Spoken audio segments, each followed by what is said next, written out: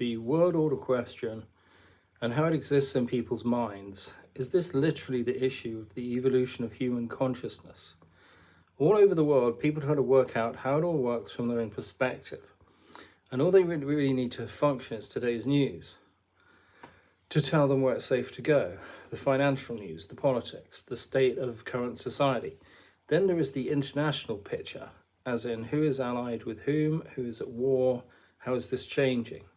However, this can only be the synchronic aspect, and people's social status, or the social status which they could achieve, is more linked to their understanding of the diachronic aspect, which is the deeper understanding of how the situation's evolved over time.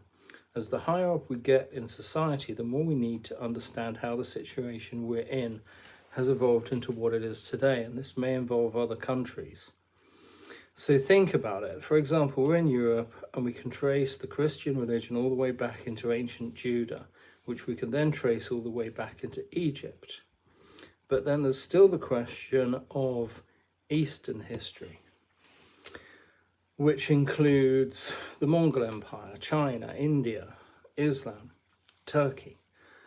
And it has periods of history which are directly interlinked with Western history in terms of the way that global events have occurred. For example, the Mongols and Turks blocking the land trade routes into Asia directly sent the Europeans out into the sea lanes to create seafaring colonial empires. So this meant that Africa became more closely linked to the West due to its almost total colonization in the 1800s. And this raises big questions over the structure of events which are happening now. So, for example, if we're going to be a government diplomat, then we need to know the entire history of the country. And this means going back several hundred or even thousands of years of history in the cases of China or India or Afghanistan. And this is not even as high up as we can go in society. So you can understand what's going on up there is people are looking at big patterns really in global history and discussing the type of directions that we could go in.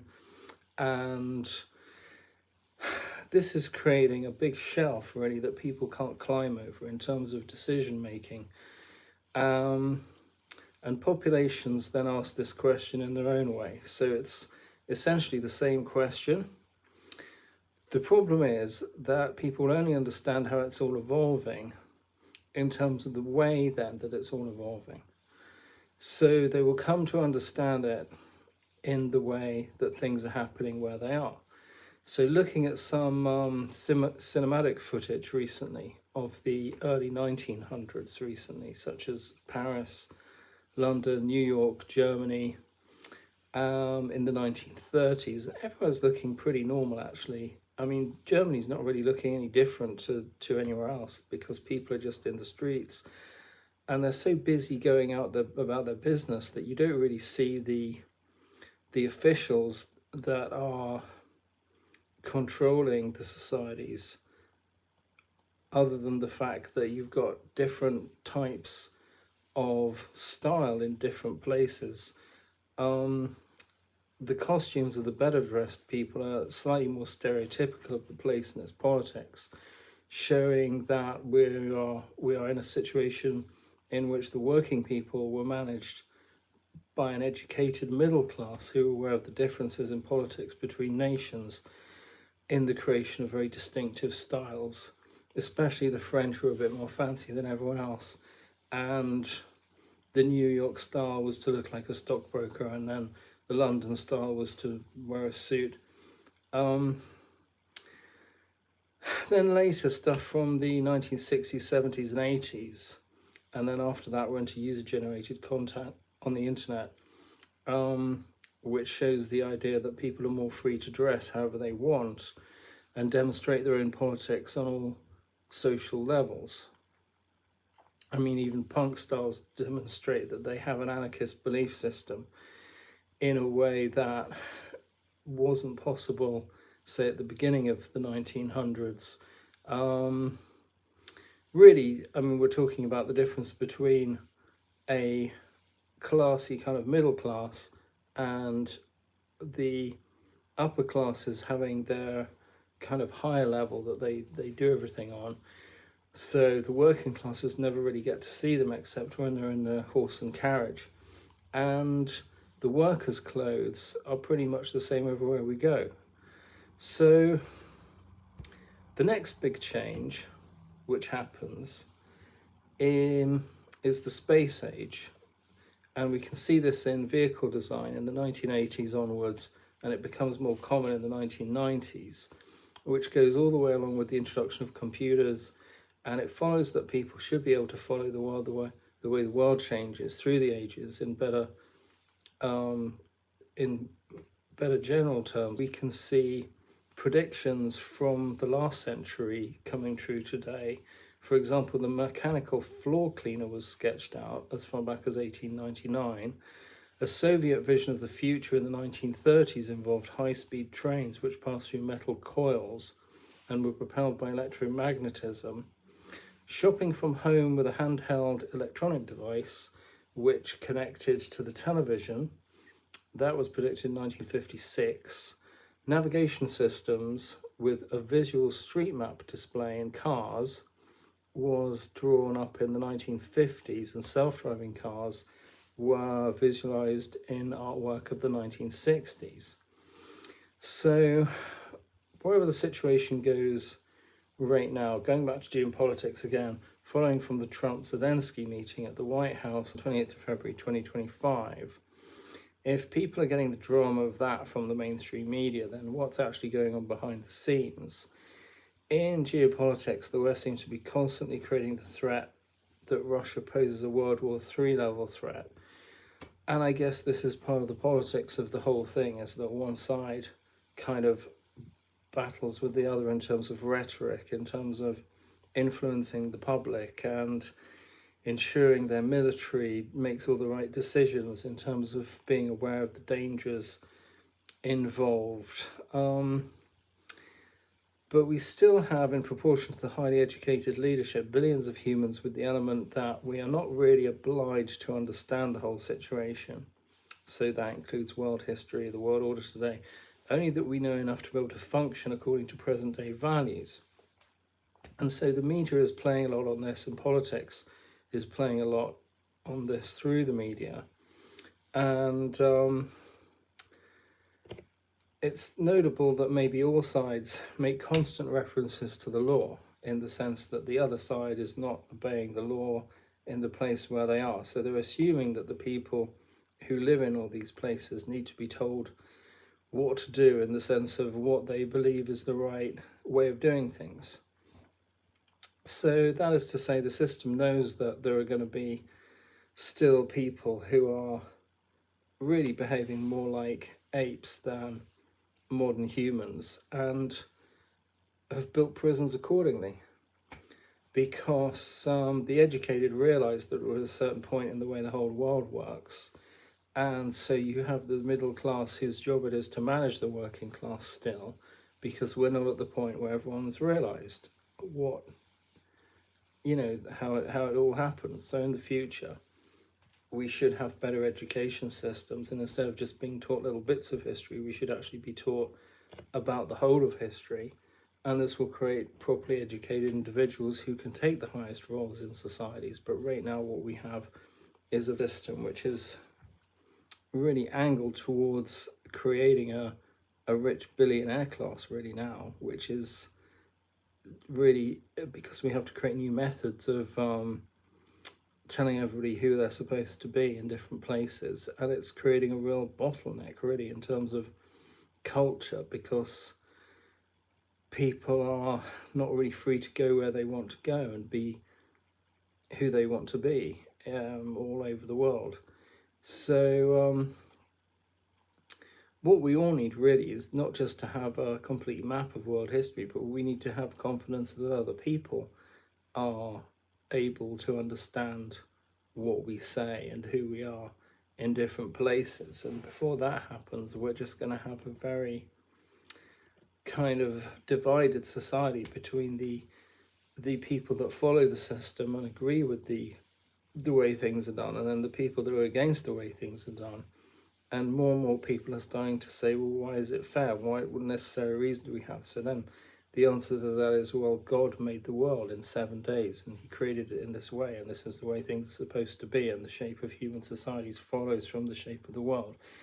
And we can see that's why everything is like it is. So science then says, well, okay, then, so prove that there's a God. So prove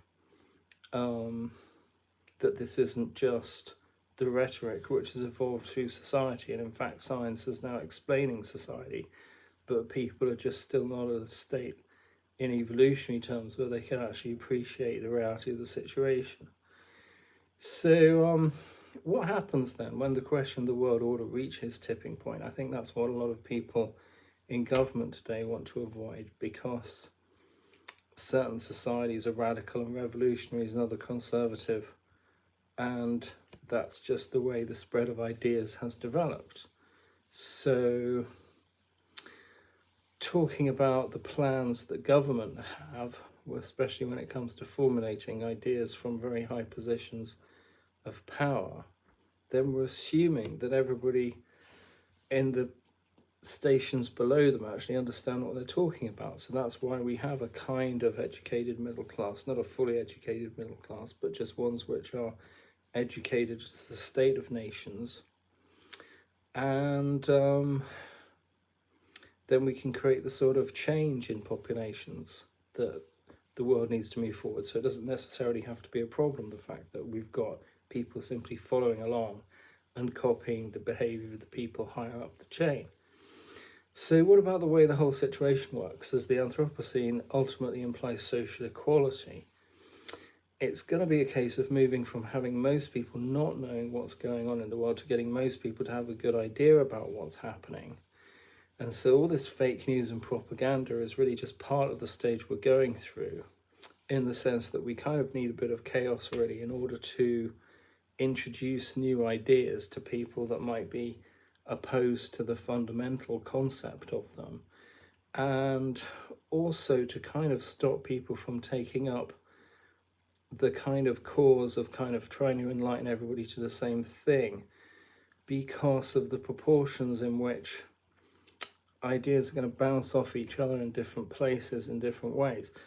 So we have the question of how people's behavior will change, the fact that it should become less linear, as the more they're able to formulate their own opinions and the more therefore autonomous they become, the more difficult it is going to be to actually keep track of their behavior. So as the educated people in government and advisors are in a position now where they can actually kind of control politics through the media, they're kind of trying to get things going in a direction where people can develop in a logical sort of way, and events can develop in a sort of way that governments can kind of manage them as people get more independent in terms of the way that they think. So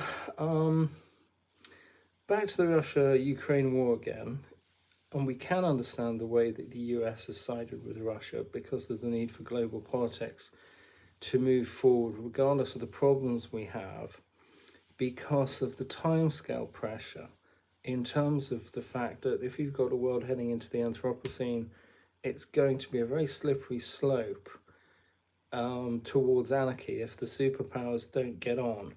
And I think what they need to do in order to maintain this idea that they are staying on top of the direction that we're going in, they definitely need to take the initiative here and direct global society towards the Anthropocene. So even if we conclude the creation of the war was stoked by various intelligence agencies or national interests, including the EU, then we must still look at the world today in terms of the way that's moved on from there, and more ask the question, really, was it justifiable what was done at the time when it was done, given the pressure on geopolitics also caused by the nuclear situation, and for example Iran being on the verge of developing nuclear weapons meant perhaps we had to act at the time when we did, or something would not have been possible now, and that would be that we would have just gone off in a random direction instead of bringing the crisis involving the nuclear situation and the superpowers into going in the right direction. So perhaps now it would be Iran would be launching nuclear missiles at Israel instead of ballistic missiles. So anyway, if it did happen that the problem with the way the situation came into the present actually went wrong, I mean, what would happen then? Then governments would say, well, we should have acted, but we didn't. So that's why geopolitics has the problem of solving each phase as it comes along. And then it's more the case that there is just this kind of mysterious idea that there is some sort of overall plan or conspiracy that people call the New World Order, still quite a lot, even though it's really the problem with the way the UN kind of manages the situation. And I don't really know what staff they've got up there. I do know they have a lot of meetings, and they also have their own army. So each nation, government, and individual have to, at this stage, learn to see their own unique role in the plan.